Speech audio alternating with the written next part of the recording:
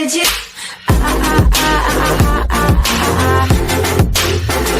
Anything you want. Venezuela could be a hotspot for cryptocurrencies and blockchain.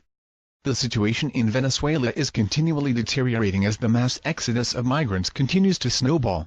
More than 0.3 million people are estimated to have already left the country with a population of only 31 million, and that number is expected to rise.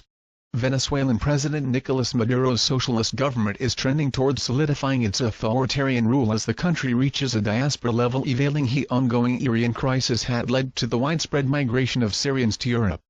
Fueled by massive hyperinflation that has surpassed %1,000,000%, as of August 2018, Venezuela's bolivar has effectively become worthless. Crippling foreign exchange controls imposed by the government have further restricted citizens' access to foreign currencies as a stable source of value.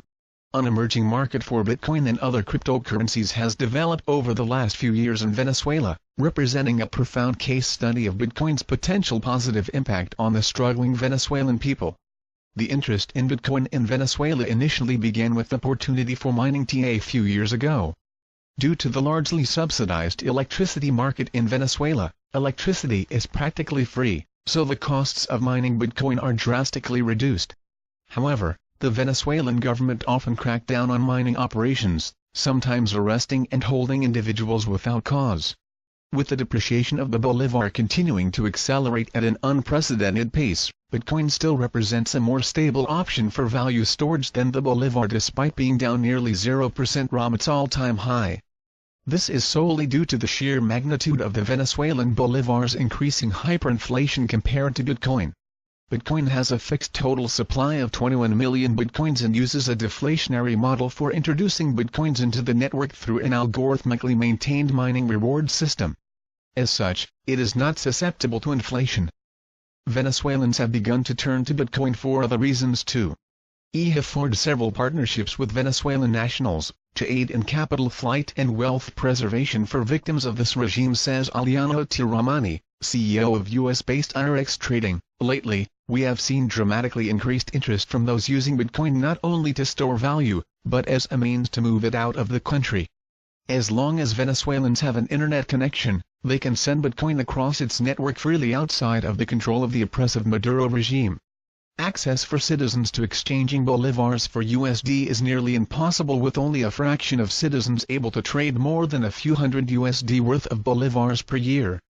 Further, the bolivar is currently the worst performing world currency against the USD this year, and the problem has been compounded by the government's withholding US dollars from importers, causing a dangerous shortage of basic commodities. Metrics provided by Coindance FFE some excellent insights into the rates of growth and popularity of Bitcoin in peer-to-peer P2P marketplaces. Unlike exchanges that charge low or no fees, data on Coindance from P2P exchange OcalBitcoins indicates legitimately high volumes due to the higher fees and lack of wash trading or limited day trading. According to Coindance, weekly local Bitcoins volumes in the Venezuelan bolivar have gone parabolic since the end of March earlier this year. Curbing government-imposed regulation is one of the most important use cases for Bitcoin. This is a censorship-resistant technology, specifically designed to survive attacks from centralized powers, continues Galiano Tiramani. It's great that we can help people being victimized by another socialist failure, but it's a tricky situation. Although U.S. sanctions are not yet prohibiting dealings with an average Venezuelan citizen, we tread carefully because U.S. companies are barred from dealing with specially designated Venezuelan nationals. The same pattern with Venezuelans exchanging the bolivar for Bitcoin is mirrored in Argentina, where their own economic crisis and hyperinflation is emerging. The Argentine peso is currently the worst performing currency versus the USD this year, behind the bolivar.